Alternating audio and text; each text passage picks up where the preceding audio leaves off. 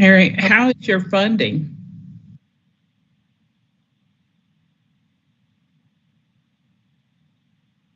It's fine. We usually about break even on the conference, sometimes make a little more, but we're able to apply for more funds if we need it. Oh, great.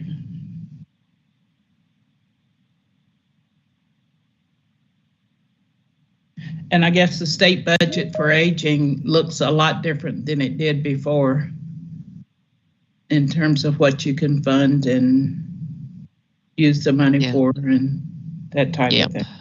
Yeah, that is very true.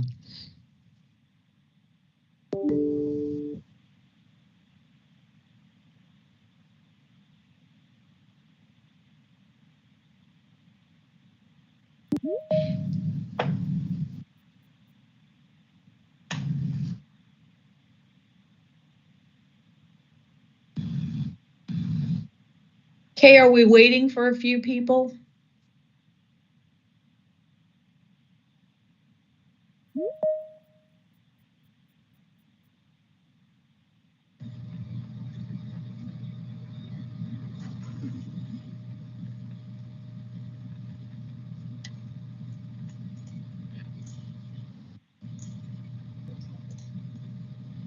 Bev, we do have a quorum present now. Okay. Well, I think we should go ahead and move on then. So good afternoon, everyone, on this hot July day. So I do have a confirmation that we have a quorum. Was a press release sent? Yes, Bev, it was. All right. So if we could do a quick around the Zoom wheel and introduce ourselves. My name is Bev Merrill. I work at Welcome House in Covington, and I represent urban homelessness. I'll go next. My name is Kay McAfee. I'm Housing Policy and Program Administrator here at KHC. Some of the guests today have been speaking with me for today's call, so thank you for being here.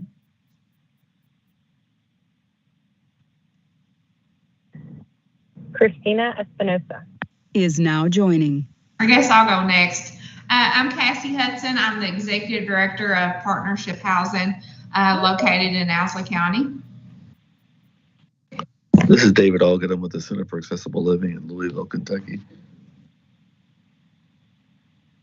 I'm Mary Crowley-Schmidt with the Bluegrass Area Agency on Aging and Independent Living.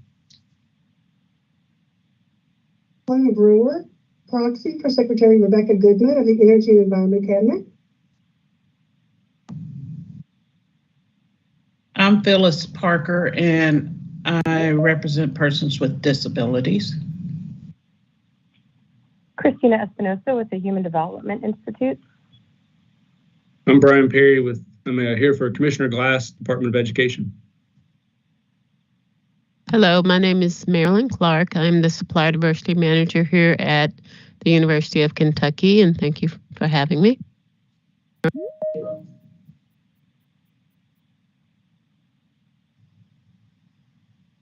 Well, someone chimed in that they're having issues with their microphone. It went by too fast. Let's see. My name's Craig Brock. Sorry. Logan Haynes is having issues with his microphone, so I guess everybody sees that he's the director of the Kentucky Manufactured Housing Institute.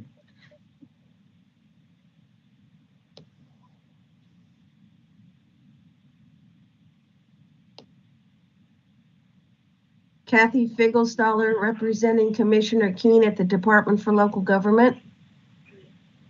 Craig Brock, representing Bill Whitley in Pineville, Kentucky. Rob Jones, represent Audubon Area Community Services in Owensboro, Kentucky.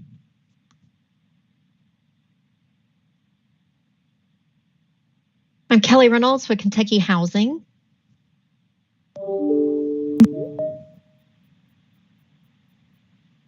Anyone else? Dean Loy, Kentucky Transportation Cabinet. All right. Buddy Kittle, representing Mortgage Bankers Association of Kentucky.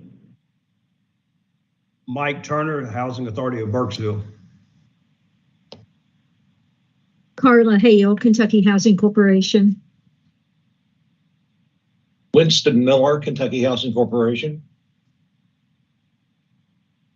Lauren Van Sickle, Kentucky Housing Corporation.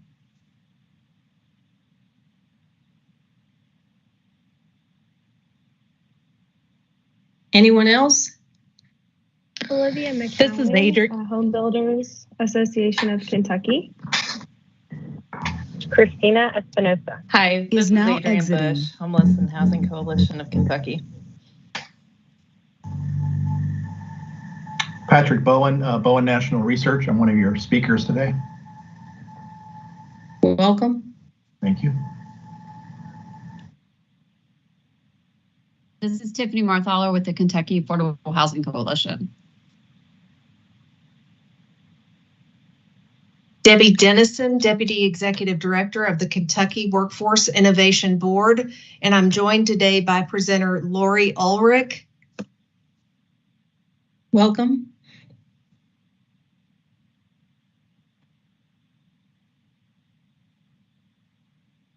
All right, I think that's it. We have quite a crowd today.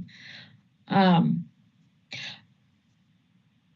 next agenda item is a new item that we'll be doing for every meeting. So at this time, I wanted to see if anyone who's not a committee member, but is here from, the general public, had an issue that they wanted to raise and speak on.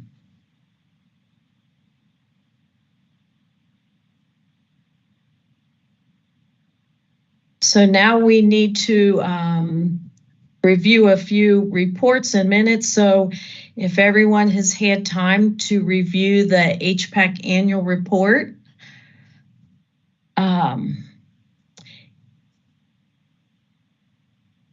if you haven't reviewed it, you probably don't have time to do it now.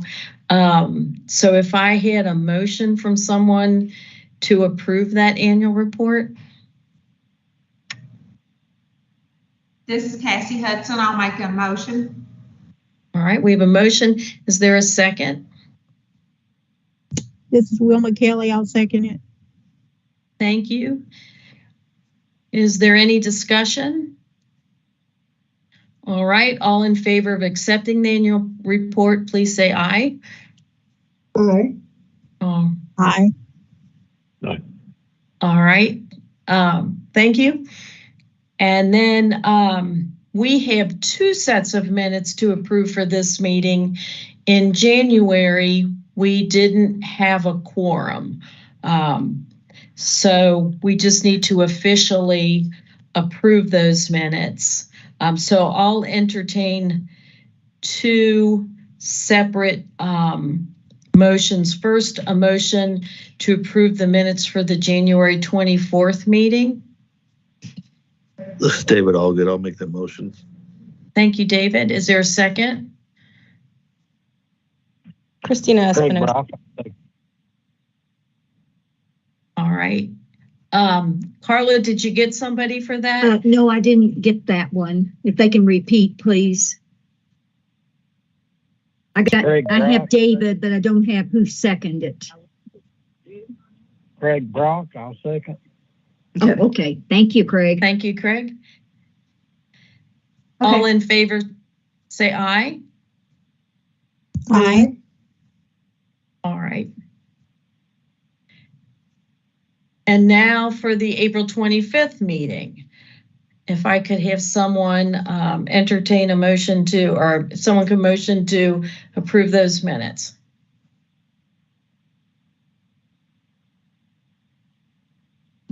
It's Christina Espinosa, motion to approve the most recent April 15 minutes. Thank you. And a second?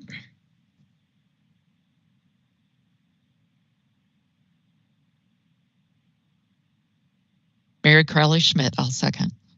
Thank you. All in favor?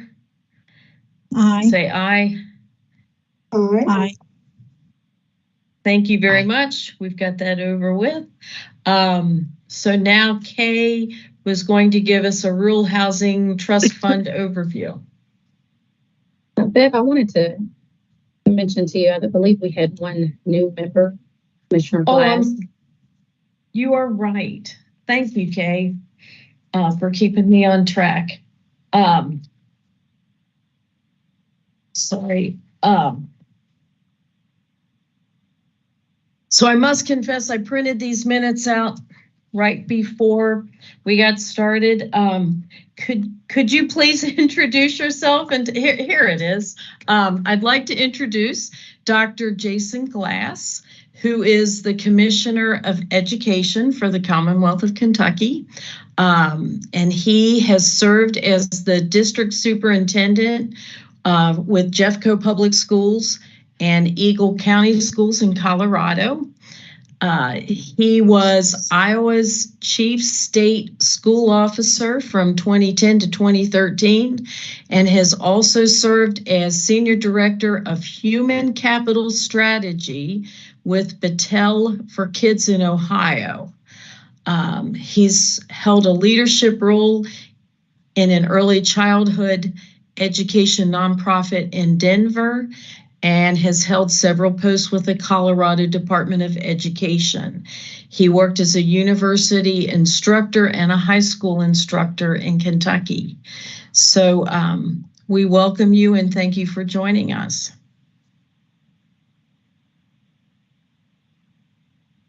Thank you, Bev.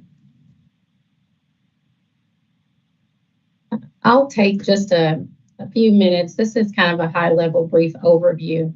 I believe last session we had touched on the funds coming to KHC for the Rural Housing Trust Fund. And so I want to take a moment to recap at a high-level overview that funding opportunity. So again, established in March 2023 out of House Bill 360, this legislation was just issued, $20 million being transferred from the state's really rainy day fund, referred to as SAFE funding.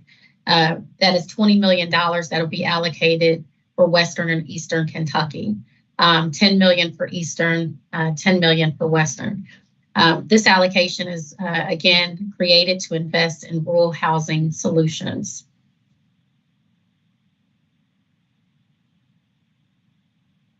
We wanted to provide an update on this funding. So just as recently as June 13th, KHC has worked to appoint and based on the mandated legislation, composed an advisory committee of 11 members.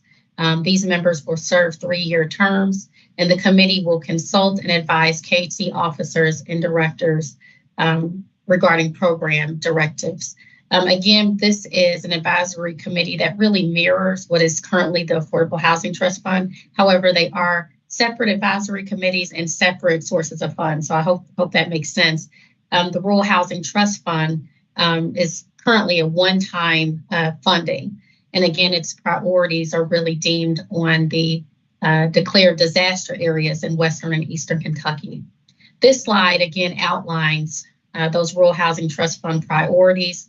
And again, these are priorities set forth directly from legislation. So projects located in federally declared disaster areas, projects submitted by nonprofits or local governments, projects using existing privately owned housing stocks, projects using existing publicly owned housing stocks, and projects submitted again by local governments or projects that demonstrate effective zoning, conversion, demolition, and controls. This next slide will again show an overview of those eligible areas and counties. In May 2023, KHC held webinars with their housing nonprofits and multifamily developers across the state. Again, looking at designs and programs that will prioritize these counties and federally declared disaster areas. This slide really shows, again, those counties and that we are using the definition of rural from the USDA property eligibility lookup. So whenever we're getting questions about the areas and where specifically what areas are eligible and what are not, because some of them are kind of on the line there. We're using that USDA lookup. Just as recent as yesterday in the KHC e-grams, many of you have probably received information on the release of this NOFA. So again, we have been very responsive with legislation just coming out in May, already appointing and comprising an 11-member board, and now here in July, getting funds out the door to partners in the release of our new NOFA. So this outline shows that what we will have is 2 eligible rounds. So as long as there is funding available, KHC has just recently released 1 round of funding. That application will close September 1st, and announcements will be made as early as October. So this first round of funding is really for eligible projects that are ready to get funds out the door, and they're ready to proceed. As long as funds remain available, there will be a second round of funding. And again, that will be released in September. The application closes in October, and we're on target to make announcements about these awards in mid-December. So again, this is really the timeline that has been announced just yesterday for the notice of funds available for the Rural Housing Trust Fund dollars. There will be an informational on the 27th. You feel free to sign up and register and hear more about this NOFA. But again, this is a very quick timeline, a very quick turnaround. So again, legislation coming out just in March, the committee being comprised by June, and the NOFA funding, notice of available funds getting out already in July. The Rural Housing Trust Fund Committee will reconvene November 1st. And so they will get a report out on that round 1 of funding and look at, what is still available, what projects have been proposed. Another question that we've had is just, where does this funding fall with the disaster recovery dollars? This is really meant to be a bridge, right, to fill the gap so that partners and projects are able to get funds until we know more about the CDBG DR funds that are coming to Kentucky and we have a better timeline. So that's all the information that I have today just about the Rural Housing Trust Fund. We look to provide you more updates in the future. The committee will reconvene November 1st. And that concludes this portion of the agenda, Bev. Thank you, Kay. Are there any questions about this or comments?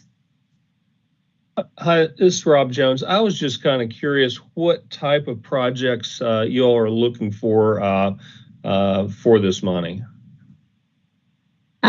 Well, again, with some of the priorities right now, what they're looking at is funding really for home repair, recovery, and reconstruction as part of the program, housing solutions for disaster survivors, and then single family home buyer development, which will be new homes that will prioritize disaster survivors, but are not exclusive to survivors. There will be more information and detail on the 27th. If you have not received that information via eGram, reach out to me directly. I'm happy to forward it to you. Kelly Reynolds' team will be providing a lot of detail about the funding. They will revisit this timeline and they will talk more about the priorities and the scoring at that time. I hope that helps. Rob, thank you for the question. Oh, thank you. Any other questions? All right, thank you. So the next couple of topics on our agenda are related to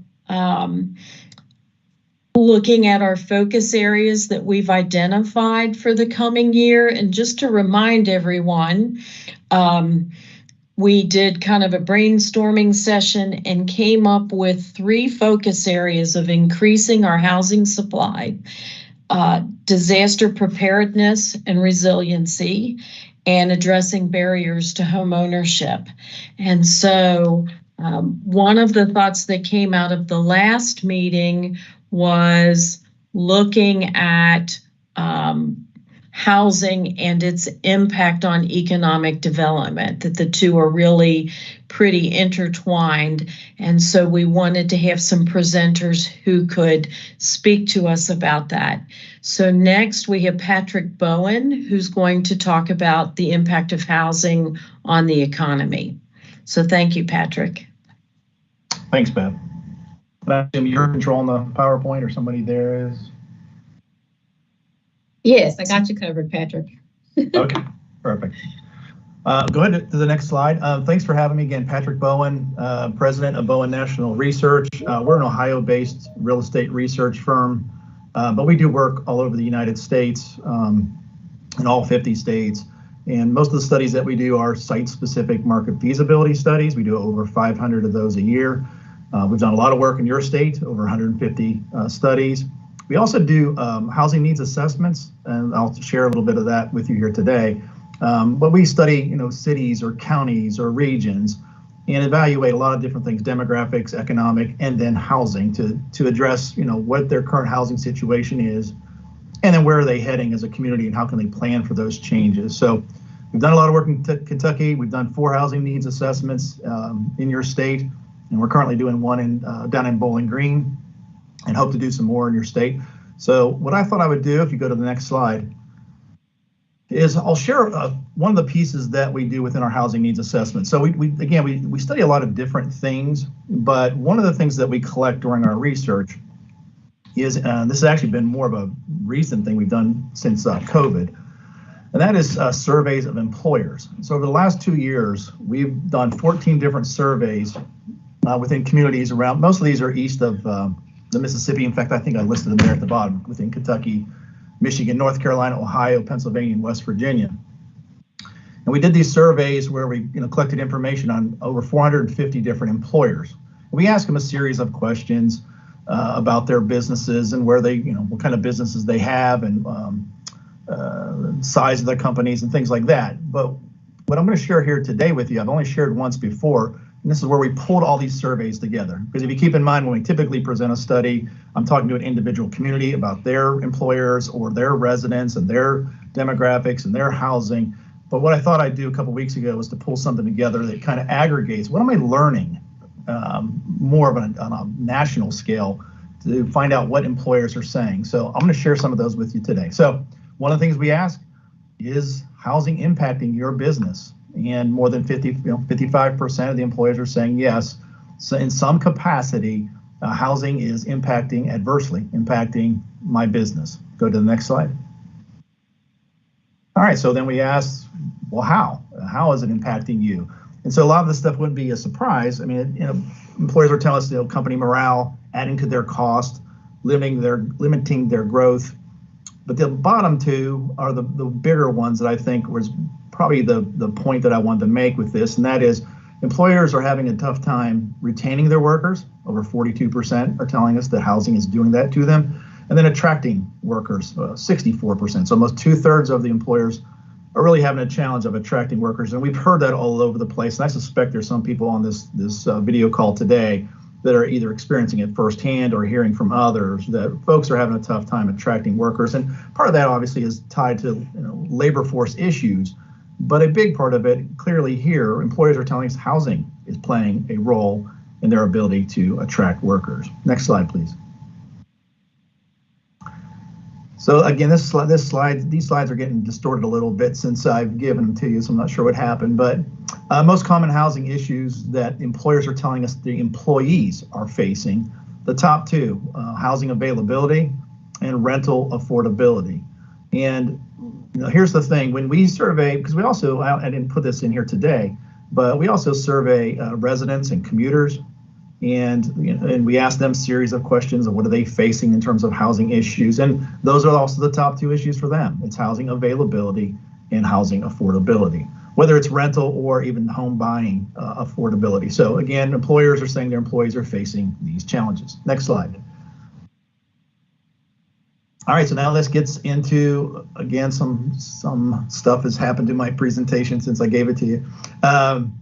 So when we asked them, okay, if housing was not an issue and that local housing issues could be solved, what is the likelihood that you would hire more employees? And so 2/3 of those that responded either said somewhat likely or much more likely that they would hire additional employees. So as you all think, I don't know the entire scope of all the goals that your organization has and avenues that you take. But if I were in the role of trying to convince decision makers of why housing should be important or why it is important, this would be one of those things to link housing to the employer's not just current viability, but what's the potential. And a lot of these, and I don't have the data in this presentation, but when we do these surveys, we ask employers a specific question. Okay, if you were to hire more, how many more?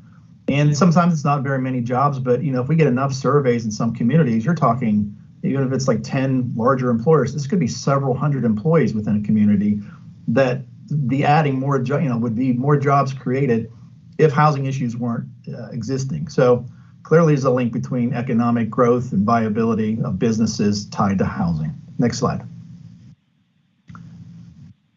All right, so then we asked the question, if you were going to consider any type of housing assistance, and man, this really got distorted. What kind of assistance would you consider?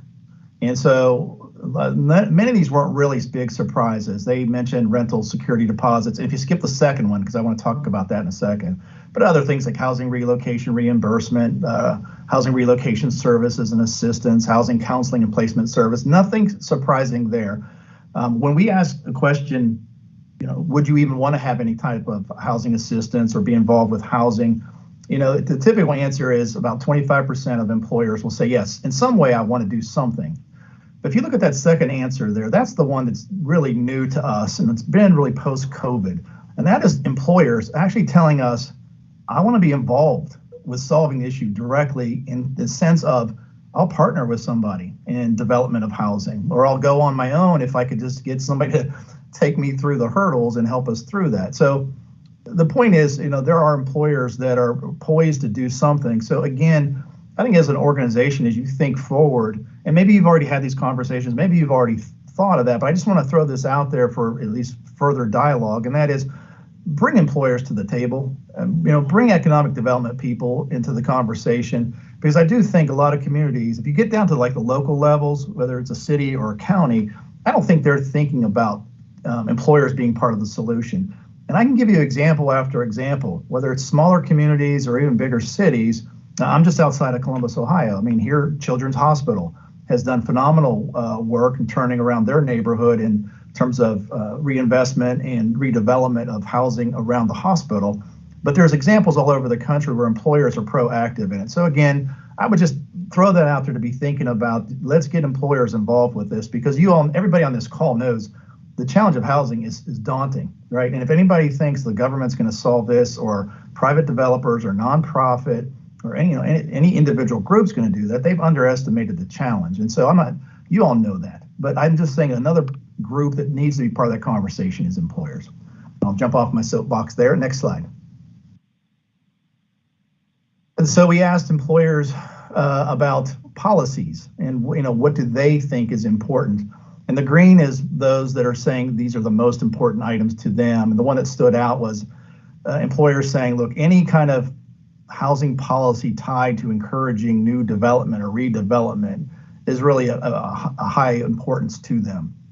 And the other ones that came back was, renter assistance or home buyer assistance, even public housing or other items. But developers are obviously, they understand we really need to have more housing, particularly workforce housing, and policy should be driven towards supporting those efforts. Next slide. All right, so I've got a few slides here. I have 5 different areas of Kentucky I wanted to share with you. I'm going to do this one, and again, my slide has been distorted here. In fact, let me pull up my hard copy so I can read the numbers correctly. But so what you're going to see on this one, I'll do this one slow, but then the rest I'll go through real fast so you can see what I'm talking about. So this is Kenton County. So this is up near the Cincinnati, the Covington area. And so part of this is cut off. And it's at the very top, says typical housing costs, Kenton County, fair market rent for a 2-bedroom is $1,093. Below that I had, again, it's cut off. It's the median list price in May of 2023, $292,000. So use these, we use these as a general guide to say what's a typical rental for this area. and what is a typical home price for a home that's listed on the market. So again, $1,000 roughly for 2-bedroom and over $292,000 for a for sale home. Back up 1 second, please. All right, so on this table, if we go across, these are the most common jobs for the Cincinnati MSA, which again grabs the Covington area. And so we list the jobs, we list the lower quartile of wages for that worker, we list the median, and then we do the corresponding, what does that worker, what could they afford in terms of rent, if they were at the lower quartile wage, or what they could afford at the median wage. Same thing for home buying. What could they purchase, the maximum purchase price? So for a retail salesperson, lower quartile wage is $23,000, median's $29,000. They can afford a rent of $594 or $729, depending on if it's the lower quartile or median. And for home buying, $79,000 or $97,000. Anything you see in red is basically indicating to you that those workers at those wages cannot afford to rent or buy in this area, with the exception of a very few, right? You got the sales reps, you got whether it's wholesale or services, and first line supervisors, heavy tractor trailer drivers, workers like that. But the majority of your jobs, these workers, again, these aren't selected by Bowen. These are the 30, and there's more on the next page, but these are the 30 top jobs for this area in terms of number of jobs. Go ahead to the next slide, please. And this is the rest of Kenton County, again, finishing off those top 30 jobs. A little bit less red here, but still majority of it is red. So your teachers in this area can afford a rental, whether it's a secondary school or elementary school teachers, nurses, registered nurses, and then some of the other occupations. But one of the things that you get from this is, for many of these jobs, who are the ones that can afford rentals? And virtually nobody can afford to buy, but who can afford the rentals? That's somebody that has a degree, college degree, or some kind of a certification, or their middle to upper management position. So for the most of the blue collar workers, they can't afford to rent and definitely can't afford to buy. Now there is a caveat to all these that I'm showing you here, and that is this is one wage, right? This is a single wage earner. But what it is telling you is you better have another job, or you better have a second wage earner in your house.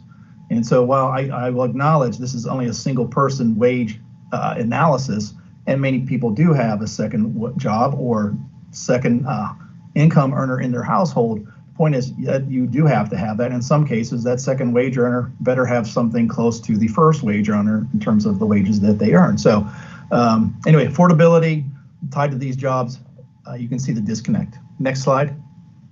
And now these will go faster. This is Warren County. So it's the Bowling Green area. Fair market rent of $941. Look at the median list price of what's available, $349. And therefore you can see, again, most common jobs in that Bowling Green area, they cannot afford to rent. They cannot afford to buy. Next slide, please.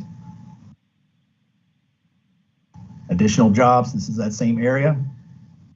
And with few exceptions, again, some of the teachers, registered nurses, general occupation or operations managers, they can afford a rent, but most others cannot. And again, nobody can afford to reasonably purchase a home. Next slide.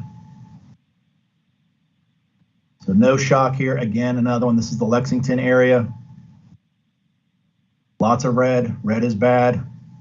Very, very few rents in the black and no for sale housing in the black. Next slide, please. Rest of the jobs in the Fayette County area. A little bit more affordable for some of these jobs. And again, I apologize that the tables and things have been distorted since I sent these. So I don't want that to be a reflection of me. But again, the stuff is not affordable. And these are your common jobs. Next slide. How about Owensboro, Kentucky area? A lot of red. Can't rent, can't buy. This is your workforce. Next slide. This is the rest of that area.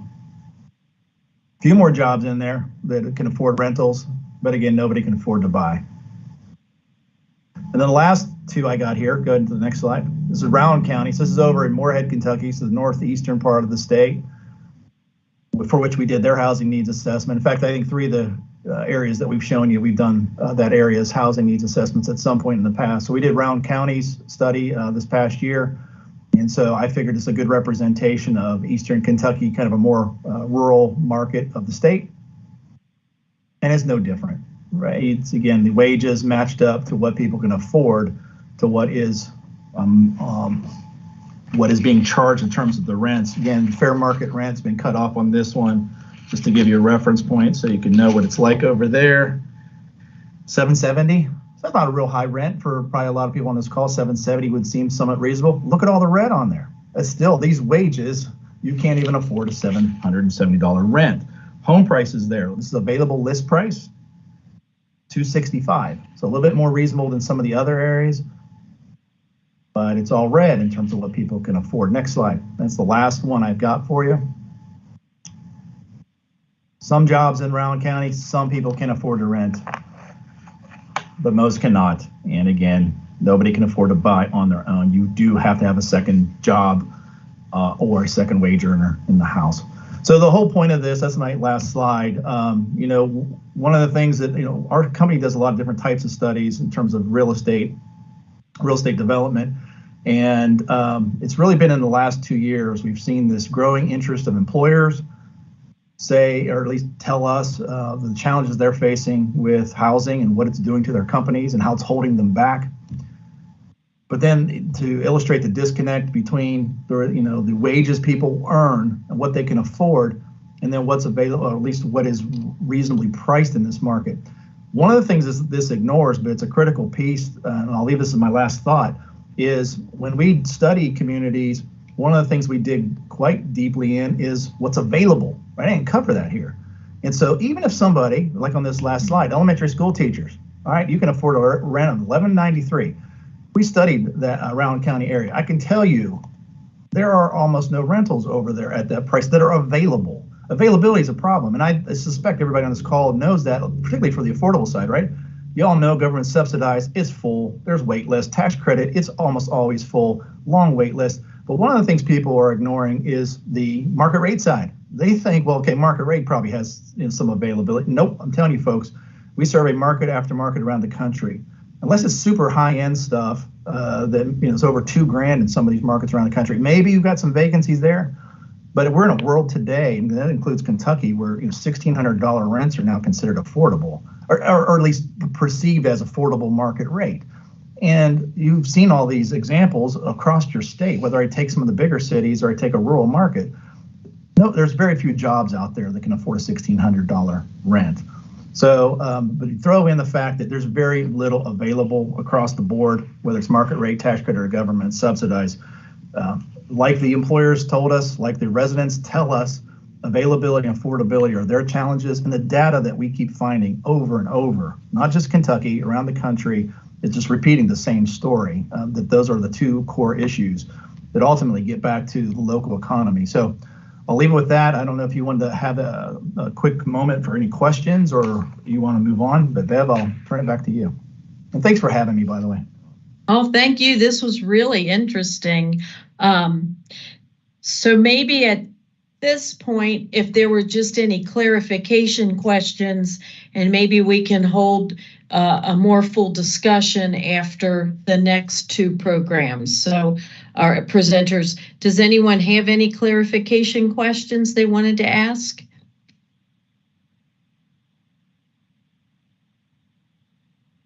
All right, well, thank you very much. It was very interesting. Thank you so much. Next, we have Debbie Dennison with Work Ready Communities in Kentucky. Good afternoon, everyone, and appreciate you having us. This is actually a dual presentation. Lori is she's our vice chair. I am with the Kentucky Workforce Innovation Board. We are an advisory board to the governor on all things workforce. So the workforce system, workforce participation. As you heard from our friend, Mr. Bowman, we've got some challenges right now. And some of the things that we do in our committee work, in our work groups, is to look at barriers, work with communities, and see how best to tackle really at a local level. And Mr. Bowman is absolutely correct. Not one organization can do this on their own. It is always a collaboration of individuals that come together and utilize resources. Our 40-person board right now is an employer-led board, which is mandated by the Department of Labor to be, but we also include folks like Goodwill, the Kentucky Chamber. We have a senator, a legislator representation. We have a local judge executive, a mayor. So we've got a variety of folks. We also have educators on there. We have a variety of folks that are looking at these barriers for folks to enter the workforce, to have sustainable and living wages. And Mr. Bowman also touched on something. Employers are at the heart of really making this happen. A little bit of what Lori will discuss in a while is recent work that she and her committee have done in working with economic development and really looking at what we need to look at going forward. But, we're just grateful to be here today. We're also grateful to Mr. Miller and to Kay McAfee for their participation in our committees, in our work groups, as we all try to identify all of these barriers that include transportation, childcare, the sustainable wages, all of these things that post-COVID has really put in our sights. I might add some links to the chat as Lori is talking through some of the things she's working on. But I also want to leave you all with, this is a state planning year, meaning the Department of Labor requires every state to produce a 4-year plan on workforce development, workforce investment, trying to take our existing programs and making them better, better aligning them to the needs of not only today, but what 4 years is going to look like from now. So the conversation is very timely to be having around housing in our world, and our worlds definitely connect and collaborate. So again, I'm grateful for you to have us here. Lori Ulrich is our vice chair of the KWIB, the State Workforce Development Board, and she comes actually from Rowan County. So it was interesting to hear that information, but we are happy to have her, and she's going to speak a little bit about work-ready communities and what does that mean now and what that might look like going towards the future. So thank you again for having us. Lori? Yes, I echo that sentiment, Debbie. Thank you so much for inviting us and allowing us to share with you. And Mr. Bowman, it's interesting that you reference Rowan County because as Debbie alluded to, our board, our business leaders, many folks that are on that board are involved in the community. And so my day job, what I really do is I work for a utility. And that utility covers an 8-county territory, and Rowan County is one of those counties. So I can attest to you that when we are recruiting business and industry to come into Rowan County, one of the big things, just like Mason or Fleming or Bath or any of the other counties that we deal with, one of the big questions that we get is, where are people going to live? That is very important. So, those are the things that we are dealing with, I think, post-COVID. The work-ready community, I don't know how many of you folks are familiar with that, but that is a credentialing system that we've had in place for many years now.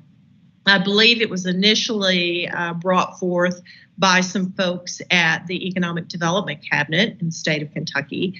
And it has had 3 levels. It has had work ready, which if you meet all of the criteria, there is work ready in progress, meaning you've met some of the criteria and you're moving toward or have a plan to move forward in the other elements.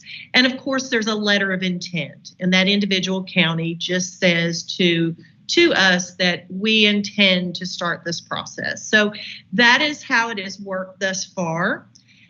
We've had some things change, as we all know, through COVID. There's been some growing pains, if you will, in business and industry. We've had to learn and adapt new ways of doing business. I think we all would agree COVID has really changed our world.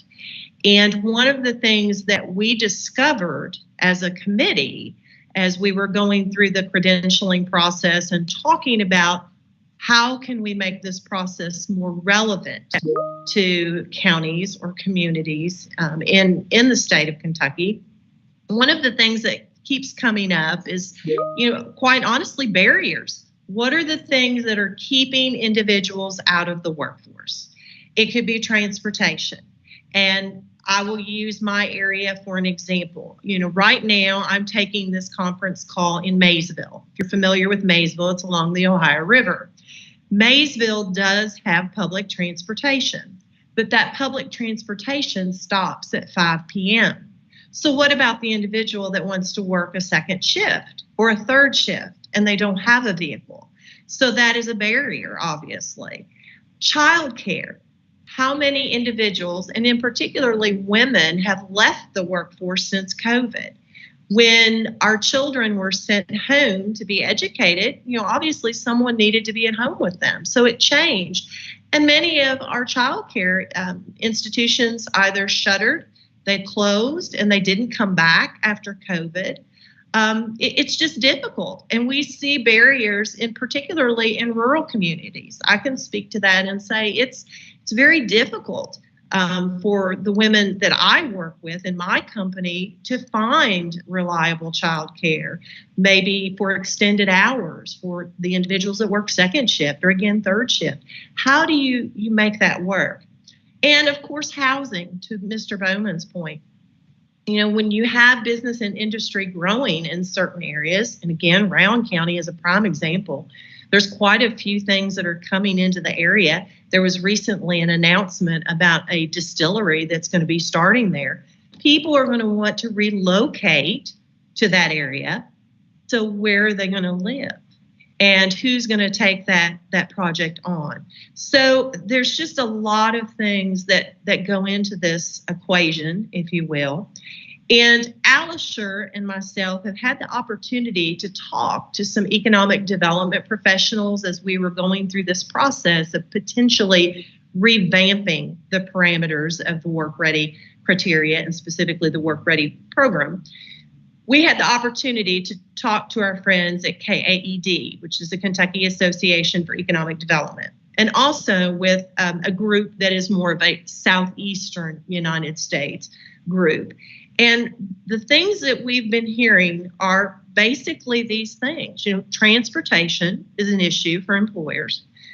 Child care is an issue for employers, and housing. These are all the barriers that are keeping people out of the workforce, are really hindering growth and opportunity in certain regions of the state. And I think the barriers are different depending on whether you're in a rural county like Rowan or whether you're in Fayette. There's still going to be issues no matter where you're at. And as Mr. Bowman has discussed, affordability and being able to buy a home or pay for a rental property when you are working in a service industry job that maybe doesn't pay as well, those are real issues. And so we want to make sure that as we are using the Work Ready program to promote our counties and to promote to business and industry that our folks are truly work ready, we want to incorporate these things in to make sure that we are addressing those barriers so we can get as many folks into the workforce as possible. That's number one, because obviously the more people that are in the workforce that are getting through those barriers, that helps us all, and it helps the Commonwealth grow and become an even stronger state. So Debbie, did I miss anything in the process there? I don't think so. I know that we're throwing a lot at this group that probably isn't as familiar with what we do, but I know that there's going to be a question and answer time. We certainly have many committee meetings. In the chat, I put a link to our website that has those scheduled committee meetings. Would love for any of you to join to lift up ideas. Again, part of what we do is to convene meetings and make introductions to all of the stakeholders that are involved in our workforce development system, right? And you all are one of those stakeholders. Several people on this call are stakeholders. So anytime you want to join and lift up ideas, please do so. I think, Lori, you did a great job of kind of summarizing where we are with things. Our committee work right now around is a community work ready is revamping.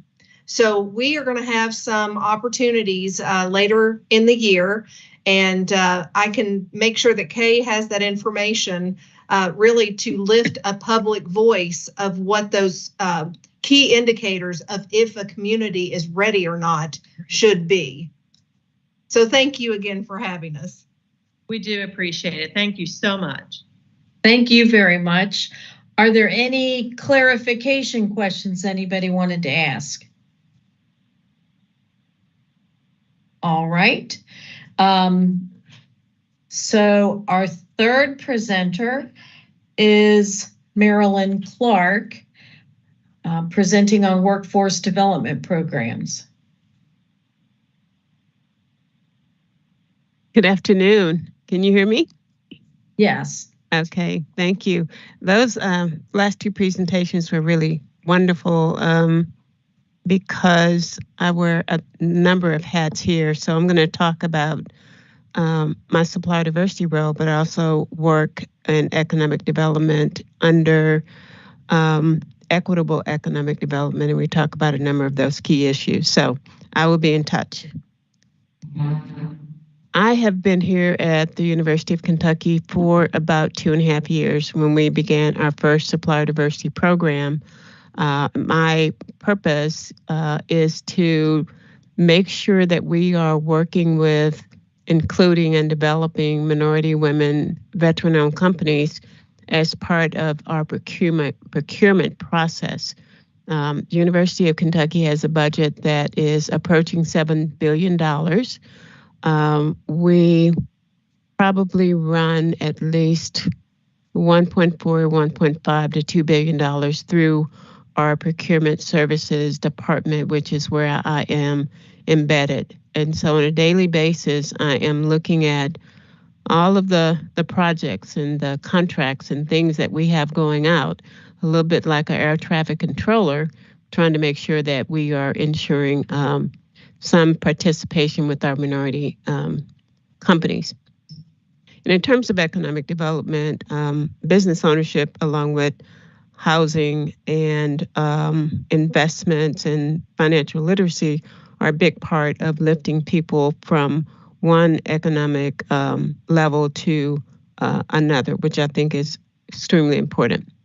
So talking about the Construction Diversity Accelerator Program, this is a program that we started in 2002. It is through a relationship that we have with Turner Construction. For the last 10 years, Turner has been on our campus building various projects, new and old, renovations and new construction. And so Turner has a program that's been in place for many, many years, since 1969. And we were connected to that program shortly after I started working here through our facilities VP, Mary Bosevich. Next slide.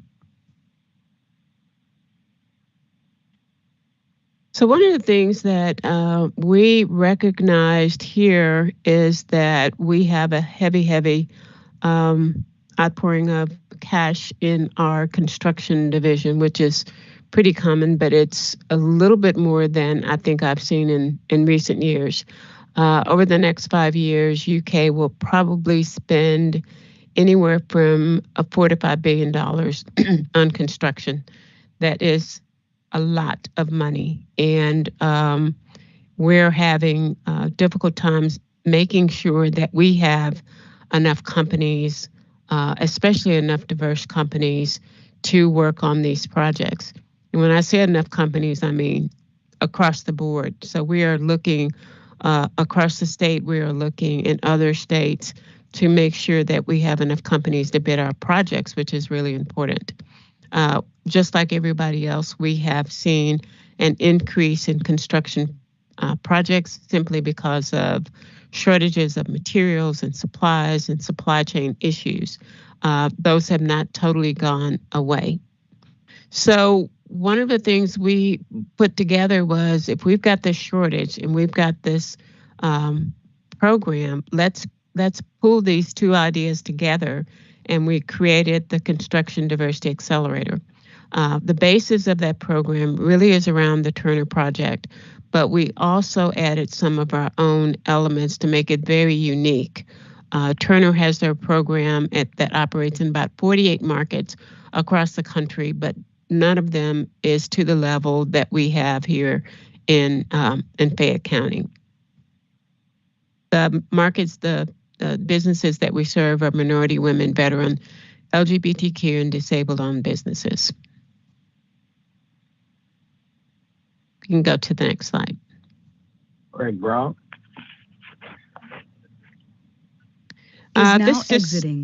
This will just tell you a little bit more about the Turner program. It's been around since 1969, which, if you think about that, that was a year after Martin Luther King was assassinated and during the Civil Rights Movement. So they've been very forward thinking in terms of this process. And so we appreciate that. Go to the next slide. Okay, so when we started this program, one of the things that was important was content. So we wanted to make sure that minority businesses had the proper content so that they could be competitive in this industry. And so we were really intentional about bringing that to the forefront. And we want to walk them through everything that happens from the beginning of a process all the way to the end, and understanding how to bid, which is a major barrier for a lot of businesses, not only minority businesses, but businesses in general. And so these are some of the things that are important. I would say understanding site logistics, starting a project, understanding how to read construction drawings and specifications, understanding how to estimate on a project. That has been a really, really big barrier. Understanding scheduling and the software that people use for that, and how to do takeoffs and measuring. And so one of the big parts of this is also understanding procurement. The University of Kentucky is not an easy customer to work for and work with. And so we try to make sure that they understand our bidding process. How do you submit that paperwork? What's important? And what does it look like? What does delivery look like? And so we also have a graduation program, and we have a mock bid presentation that happens before a panel of evaluators. We'll go to the next slide. So our application process is open now for the 2024 group. We have a planning team that goes through a screening process, takes each applicant through a screening process, not applicant, but application. And then after we choose who's going to be in the class, they're required to attend a mandatory online orientation. They are required to attend 7 out of the 9 sessions. And they are required to participate in their team mock bid projects. So this mock bid presentation is at the very end of the program. They actually go through what we call a real pre-bid meeting, where they learned about the project. We take them on a bus to a live active construction project. In the beginning, they have to buy their own materials. They have to do their own bid. They have to do their own estimate and mock-ups. And we also have, working with them is a team of mentors. So we have project managers from the University of Kentucky. I would say we have close to 50 volunteers that are working on this program at any given time. Let's go to the next slide. One of the additional things that we added to this program is coaching, business coaching, because we think that that is imperative, not only for us to teach about the construction part of the program, but also for someone to work with those companies on their business, to understand what that looks like, to have a sustainable business. And so the Kentucky Apex Accelerator is a DoD-supported organization that covers the entire state of Kentucky. I think they may have a staff of 7 to 10 people. They fall under KSTC and operate here out of the Lexington office, but they have counselors across the state. And so each one of the participants in the program is assigned a consultant to work with them, and they work with them where they are, meaning wherever that company is, they provide services to get them to the next level and whatever's comfortable for them, whatever speed they're going at. And the great thing about this coaching is that it lasts beyond the end of this particular program. The program is 10 weeks. We meet from 6 to 8 in the evening. It's a huge outlay of time because a lot of them have to travel from some county surrounding Fayette County. So in addition to what they put into the program and what we're giving to them, they also have this other support system to make sure the companies are strong and that they're growing. We keep in touch with them after each cohort. We check to see if they need things, and we also check to see if they're taking advantage of any opportunities. So let's go to the next slide. So we have a number of community partners. I don't even know if you can see that, but community partners operate in a number of roles. One, they help support financially the program, which we don't spend a lot of money, but food is a big expense because they come at night and we want to make sure they have a dinner because they're driving in from work with no time in between and they have to go back home after 8 o'clock. This is where we hold our classes. This is the Esports Theater in Community Cornerstone. It's near on campus. It's a really cool space. So we have the entire innovation space in the theater for our classes. Our community partners include the Bluegrass Airport, Commerce Lexington, Fayette County Public Schools, LFUCG, which is our urban county government, Lynn Imaging, which is our e-commerce house. They host all of our bid activities. So we teach people how to use their software. Messer Construction, the SBA, our UK Economic Development Collaborative, UK Research, UK Purchasing and Supplier Diversity. So these are some of the companies and organizations that help us lift up this particular program because it is a heavy lift in terms of time and resources and money. Next slide. Okay, so one of the things we wanted to do is we wanted to be intentionally inclusive. And so all of our expenditures from our catering, for our reception, this is a picture of our reception, and we have a graduation dinner. We have food catered every week, so we used a diverse vendor for that. We use a woman-owned business to buy our things like backpacks and gifts. We use minority-owned businesses for our wooden handcrafted, carved original pieces for the mock bid winners. And so we were very intentional about how we are spending our money and also offer those supports to those businesses as well. Next slide, please. So some of the community impact, we are tracking some of the companies, like we said, over the last 2 years. This last year, we had a company actually go through certification, which I didn't mention, but that's important. We have, over the last 2 years, had 13 contracts been awarded to our CDA graduates, with the majority of those from the University of Kentucky, I'm proud to say. We have had 100% of participation this year in the companies actually getting their capability statements done, which is like a business resume. And that's critically important because we use those to share with other departments and divisions. The Apex Accelerated consultants track their hours, 110 hours of support. 113 bid opportunities and notices were sent to them. And we had a couple of those companies register with LFUCG through their purchasing software. And so once a quarter, we send out information to our businesses to see if they've received any new contracts or if they need help. And then we also send out things to our community partners to see if they are engaging with the businesses that we are working with. So that's a little bit about our community, our Construction Diversity Accelerator program. We do intend to come back for year 3.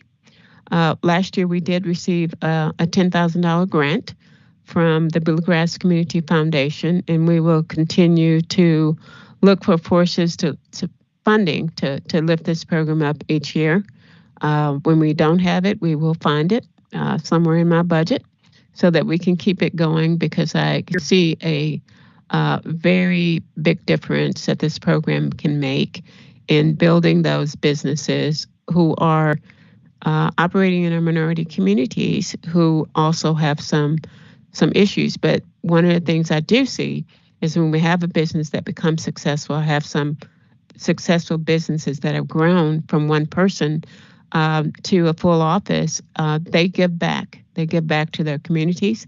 They give back to the students in our schools. They give back to their churches. They give back to other smaller businesses. And so we want to create that circle that we are continually investing in businesses and then not dropping them after the process, but giving them support as they grow and develop along the way. So I can answer any questions at the given time. Here's our participation by numbers. This is for the last class, just to show the number of people who work with the program, the number of presenters, and the presenters are coming over mostly from the Cincinnati office for Turner. We have 11, probably even more than that, between presenters and mentors. Those mentors show up every single night for 10 weeks, which is a large amount of time. The number of counselors that come in and out, and the number of community partners that we work with. And then that just shows the breakdown of the diverse group of people that we supported through the program, and also the diverse industries or parts of the construction industry that they represented. Next slide. Okay, so that's our program. We're still tweaking. We're still learning every year. We're still engaging through surveys. Kristen Voltaire from Turner loves QR codes, so we survey to death. And but we actually go back, we listen, and we actually go back and we change. Constantly, we change and tweak. Thank you very much, Marilyn. You're very welcome. Thank you for having me. Are there any questions right now? All right. Next on the agenda is Kentucky's weatherization program. Kelly.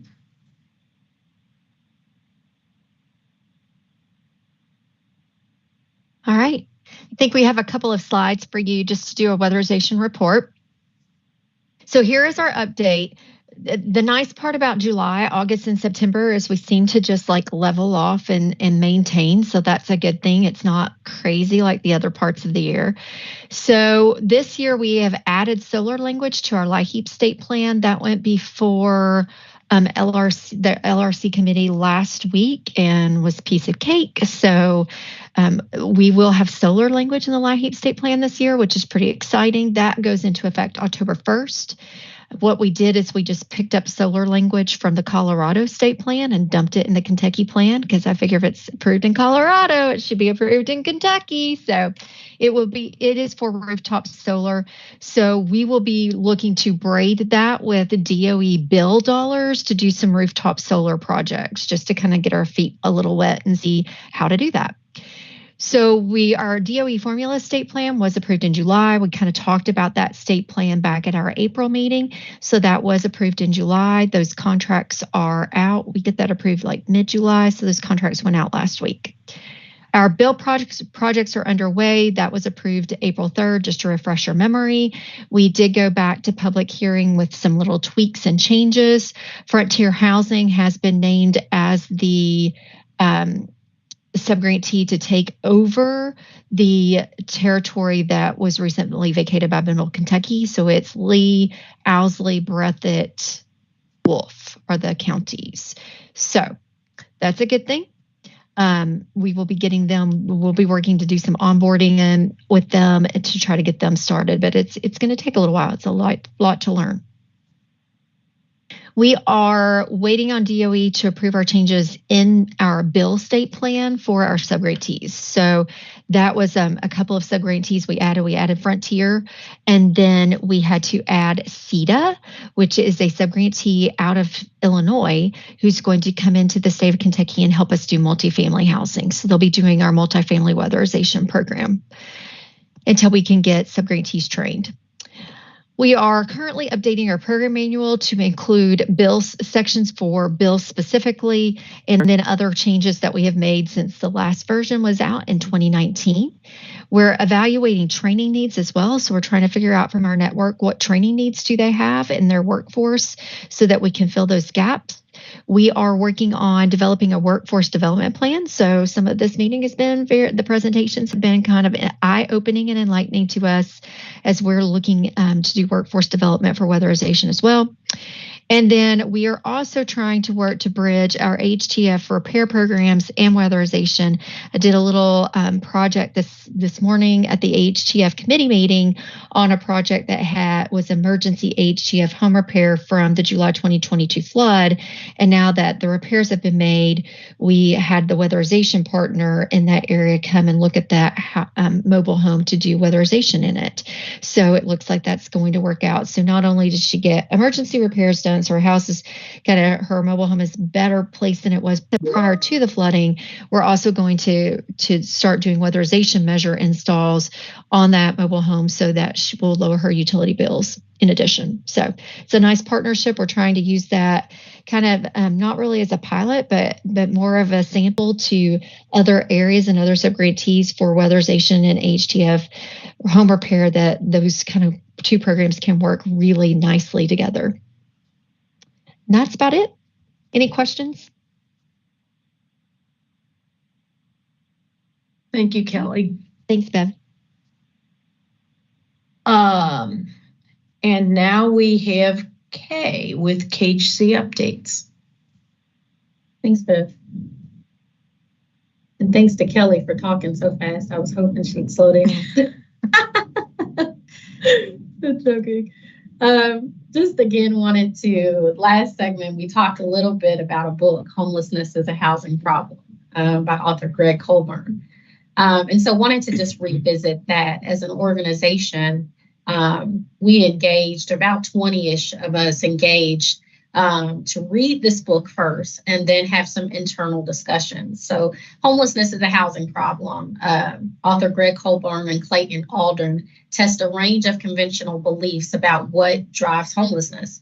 The research in this book demonstrates that housing market conditions such as cost and availability of rental housing explain homelessness. The author recommends a system approach that includes increasing the number of affordable housing units and creating a robust response system. And so the book really talks about a mismatch when you have tight markets and not enough housing availability. It talks about creating a robust response system. So beyond just housing vouchers and development, but it talks about public education and engagement. It talks about interagency partnerships.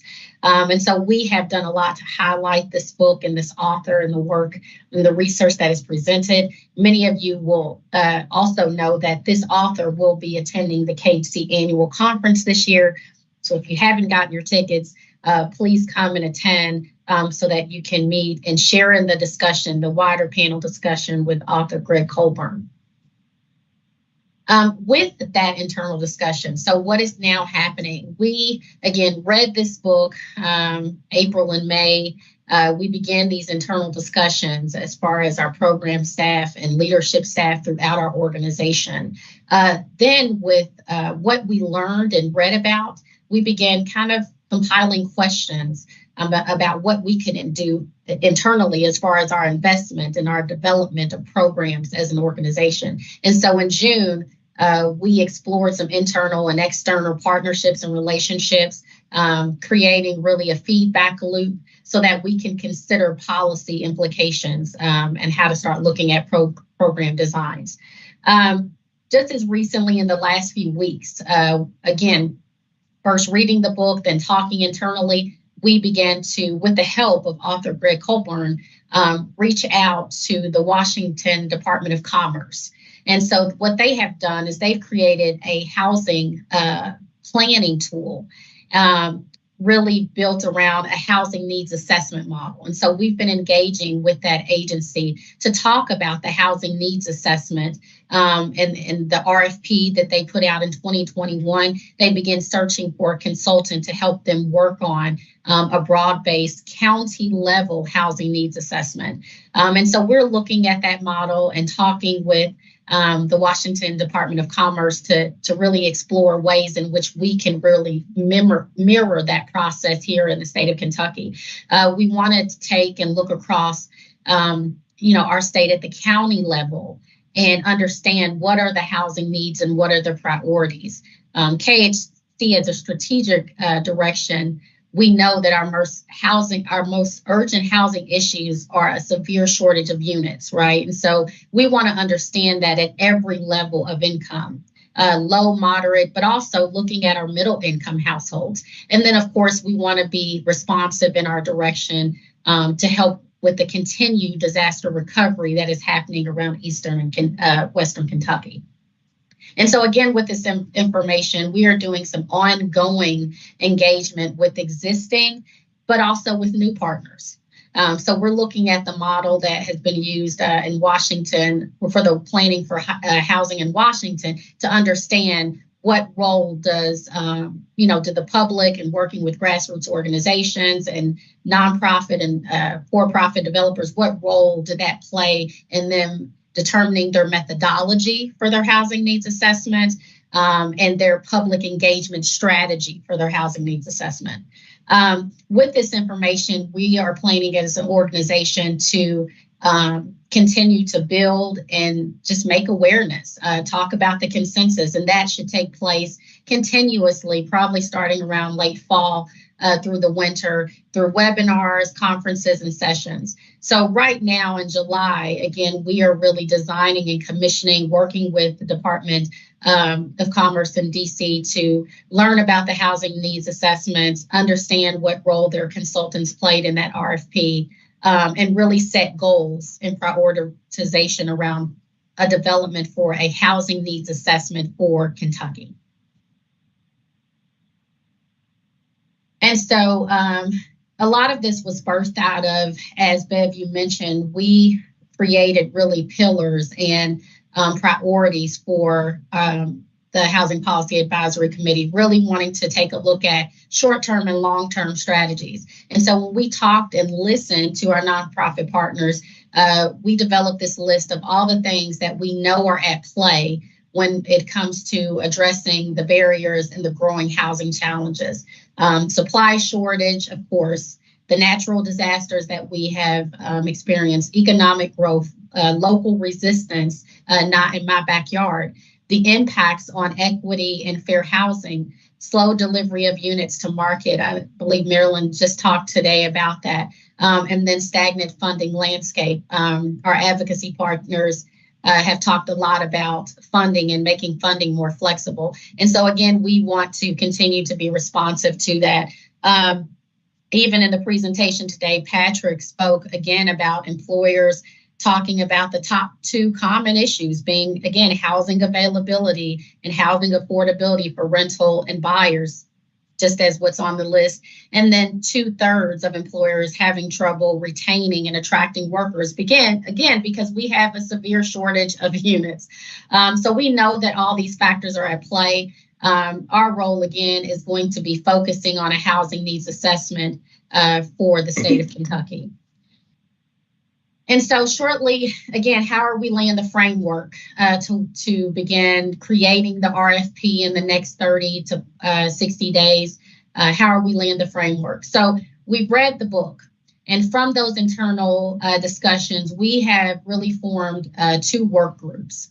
And so we have work group number 1, which will really help frame up the housing needs assessment. So the primary task includes creating a scope of work to conduct a housing needs assessment and to identify gaps or needs for addressing housing issues. So really compiling what information and data do we have to start with a baseline of understanding what are our housing needs at every level of income. And that includes supportive and permanent housing needs. Secondly, KHC aims to create an RFP for a housing gap assessment and projection. So again, engaging a consultant that can help with the needs, set the goals, talk about the methodology, and help us really complete the work over a period of time. Then we have a second group, which is the policy work group. And so again, this group aims to take a deep dive into existing and new policies to encourage robust and alternative technologies to increase housing supply units. And then continue to help KHC facilitate led discussions with developers and partners for feedback across minimum and universal design plans and program guidelines, which we've done in recent months, a lot of discussions, especially with our Eastern Kentucky partners. This is really just an image that illustrates the Washington housing need. They came up with this image from their findings, and it really projects the housing needs for the next 20 years, so through to 2044. Again, this plan, they actually released their RFP in August, September of 2021. They are working with consultants, Burke Consulting and Cloudburst Consulting as a sub-consultant. And so these contractors have continued the work. They started around January of 2022 after winning that 21 RFP, and they have continued work. So I know in the next few weeks, their final findings will be released. But this is kind of an update of what they are showing as of right now for the projections. So I wanted to make sure that everyone had this. But again, what they did with their housing needs assessment, I thought this was interesting. At the start of this RFP, and really laying the groundwork and planning, their consultant group released what was called a housing survey. And so they did that in December 22. It was a 12-county survey conducted by the Commerce. And the majority of respondents in every county wanted to see more housing, to see more diverse housing and more affordability. So again, it just shows that the onset of this project really was to address the common issues that we are experiencing. And what happened in Washington was in 2021, their legislation actually changed the way communities are required to plan for housing. And so within their House Bill 1220, they amended what was called the Growth Management Act. And it instructed local governments to plan for and accommodate housing to all income levels. And so this significantly strengthened their previous goal, which was to encourage affordable housing. Well, now the Department of Commerce was charged with actually planning at every level and working with a 15-person advisory committee and focus group, alongside with emergency housing providers across the state to actually develop a methodology. And from that legislation, they engaged consultants to conduct a housing needs assessment. So again, the goal of all of this is really to show you, the process that we are taking and really starting with having internal and external conversations, and then really kind of bridging and asking much deeper questions. Things like, how can our existing programs and funds increase the supply? Where have we how can we go about identifying gaps, and how can we use this as a framework to really help with the investment and development, economic development across our state. So we want to create tangible tools for counties, cities, and like Patrick said, bringing employers and economic development partners to the table, but providing a tangible tool to help drive our housing plans. And so, Bev, if there are questions, I'm open to that, but this concludes this part of the agenda. All right, thank you. Are there any questions for Kay? Hey, it's Patrick Bowen. Question one, the housing needs assessment, is that limited to homelessness, or were you saying that's really you're looking at affordable housing, period? We're looking at affordable housing, period. Okay. Yes. And so we hope to, yes. Go ahead with your question. I was just going to add, and you and I can chat through emails, but so I'm the vice chair of the National Council of Housing Market Analysts, and that organization oversees the market study industry. And so we set standards for different types of studies, methodologies, terminologies. One thing we don't have is guidelines for housing needs assessments. However, I am commissioned by the organization to write a white paper on content and approaches for housing needs assessments. So if you want to loop me in, I'll leave it up to you the level of engagement, but I'm all in if you want me to at least get on phone calls or go to meetings or whatever to talk about what we've learned and things we think are good practices, and not just what I do or what I think the organization ultimately will agree that's the right practices. But I could also share with you examples of things I've seen in other, whether like region-wide or statewide studies, good work and also bad work. And I can give you examples of other states that have commissioned, maybe you all have looked at those things, but I can give you examples of other states and what they've done, their state finance agencies in terms of statewide housing needs assessments. We've written a couple. So anyway, I'm a good resource to whatever extent you want to take advantage of that, but I would be glad to help you all kind of formulate what would a housing needs assessment look like? What are the resources available? What's reasonable, and what is maybe not reasonable to ask, and realize it's going to impact your budget, because some folks get excited and have a great wish list, and sometimes it adds so much to your cost. And I can at least share with you, hey, if you ask for that, you better expect a major jump in your budget, and those kind of things. Insights that I know because I'm bidding on jobs or I've seen bids. So anyway, I just want to share that with you to use me as a resource if you would like. Yeah, that's helpful to know. And as you were actually presenting today, talking about housing needs, I was kind of leaning in a little more because I was thinking and listening to the expertise you had in that area. We're still, early in our conversations and engaging with the Department of Commerce there in Washington. And so that's why for the committee and those listening on the call, we wanted to share the tools and materials that we are currently looking at and hoping to mirror.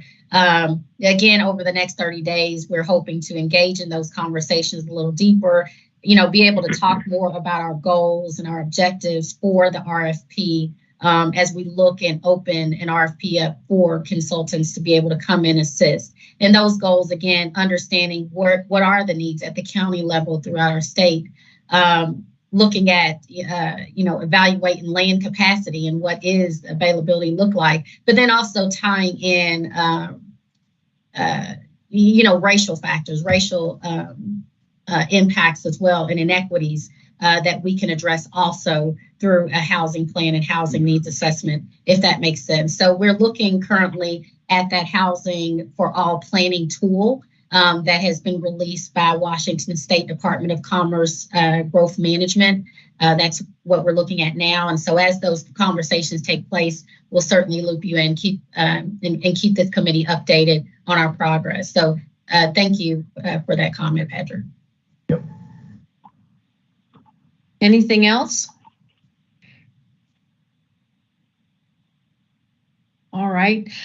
Actually, Kay, I'm thinking I'd like to flip items 10 and 11 and maybe talking about suggestions for agenda topics for the next meeting. One thought I had through this presentation was that it really feels like that 4-year plan that the Work Ready Communities is working on, like it's just a golden opportunity to weigh in on that and to have that be a piece of that plan. And so whether, I'm realizing we're an advisory committee to Kentucky Housing Corporation. So I think I want to throw out that perhaps to make a motion that this committee encourage the or ask that the committee that you have for the homelessness as a housing program, housing problem, like that group, it looks like that's KHC staff that are looking at that issue. Yes. And so that if they could either weigh in on that plan, or if our committee members could be invited to join KHC staff, but that we, formally weigh in on that plan. Okay. So I want to throw that out to the group just to get some feedback or thoughts on that.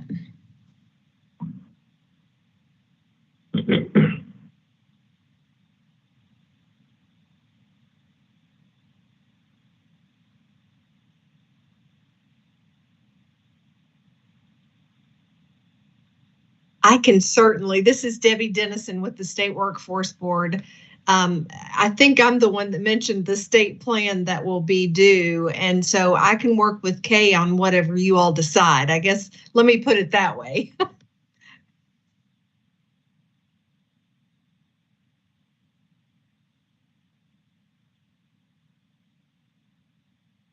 Is there opposition to this, or are people, I mean, I know sometimes the energy level is hard, especially in the summer. I would like to hear more, so I would be interested. Okay, Phyllis. Anybody else?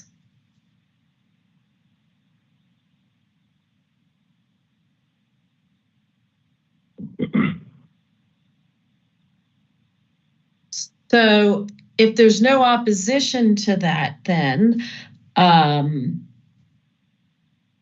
Kay, if you could carry that forward to the Homelessness is a Housing Problem Committee that's working on the policy issues, and could you ask them to take that up, to follow through on that? Okay. Yeah, and you're referring to the work group, the policy work group, just making sure that there's representation with the 4-year plan that KWIB, that Debbie just spoke with. And I do actually attend KWIB meetings already.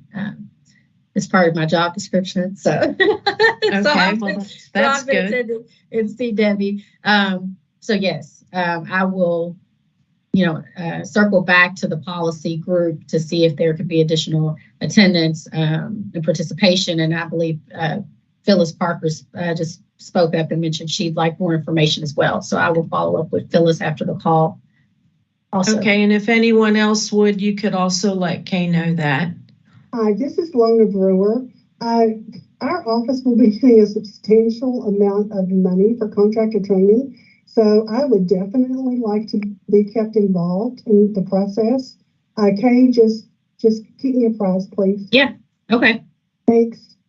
You.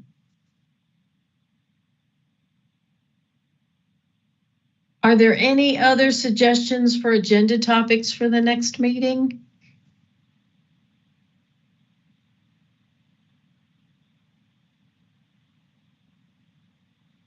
All right, Kay and I will work on that. Are there any informational items or announcements?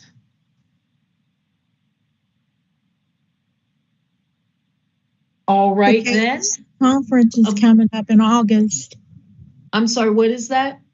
The KEC conference that's coming up in August should be announced. Okay, do you know those dates, Kay? Yeah, it's August 24th and 25th. I can put the link again in the chat for those that want to register. Okay, and there's still time to register? Yes. Okay, great. And there will be All a right. breakout of the sessions and the topics and who's speaking. It will be in Lexington as well. All right. With that, if there's no objection, we will adjourn. The next meeting is October 24th. And will that be in person, Kay? Yes, it will be in All right. person here at KHC campus. All right. So see everyone in a couple of months. It'll be cool maybe by then. It'll be cool. See y'all soon. Bye. Bye.